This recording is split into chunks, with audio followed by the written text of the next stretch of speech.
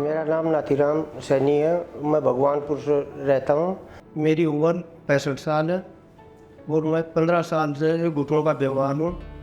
कि मैंने बहुत दवाइयाँ करवाई, इनकी रुड़की में भी करवाई और हरिद्वार में भी करवाई, बहुत दूर तक करवाते रहा, इससे कोई लाभ नहीं मिला है। अंत समय ये हुआ कि पैर धीरे धीरे घूमने लगे, चलने में भी बड़ी समस्या होने लगी, मतलब उठने बैठने में चलने में परेशानी रहती थी और दर्द 24 घंटे रहता था। पेशेंट नाथीराम जी काफ़ी समय से अपने घुटनों के दर्द से परेशान थे।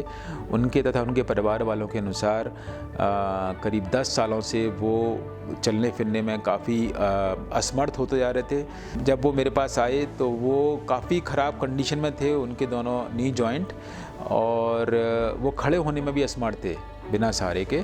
चलना तो बिल्कुल ही मुश्किल हो गया था। तो डॉक्टर ने बताया कि अगर घुटना नहीं होगा तो भी हम पेशेंट को चलाते हैं। तो हमें उनकी बात अच्छी लगी। आश्वासन दिया उन्होंने हमें कि मेरी गारंटी है कि मैं इनको सही कर दूंगा। फिर हमने ऊपर वाले का ध्यान देते हुए अपना प्रयास शुरू कर दिया। इस स्टेज में कई बार सर्जरी डिफ़िकल्ट होती है, बोन लॉस काफ़ी होता है, उनको मैनेज करना पड़ता है। सॉफ्ट टिश्यू कंडीशन भी काफ़ी ख़राब होती है। तो नी जॉइंट के लिए हम लोग किसी भी स्टेज में सर्जरी करते हैं तो हमें परफेक्टली नी जॉइंट अलाइन करने पड़ते हैं। तो वो with the help of technology जो हम आजकल यूज़ करते हैं, प्लस जो स्पेशल इम्प्लांट हैं कुछ, जिससे कि ख़राब बोन में भी हम उतना ही अच्छा रिज़ल्ट दे सकते हैं।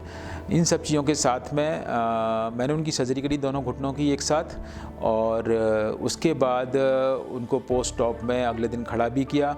उनको चूँकि उनके घुटने काफ़ी टेढ़े थे, इसलिए उनको चलने में शुरू में वैसे ही आदत थी टेढ़ा चलने की। उनकी गेट ट्रेनिंग कराई गई, उनकी फिजियोथेरेपी कराई गई, but within 1 month time he felt that he is able to walk normally.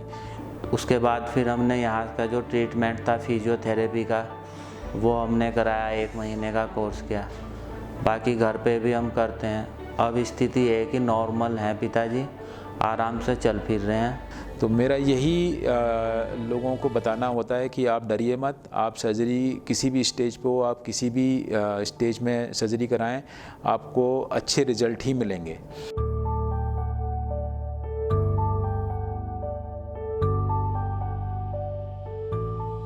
Subscribe to our YouTube channel and press the bell icon to get the latest healthcare updates.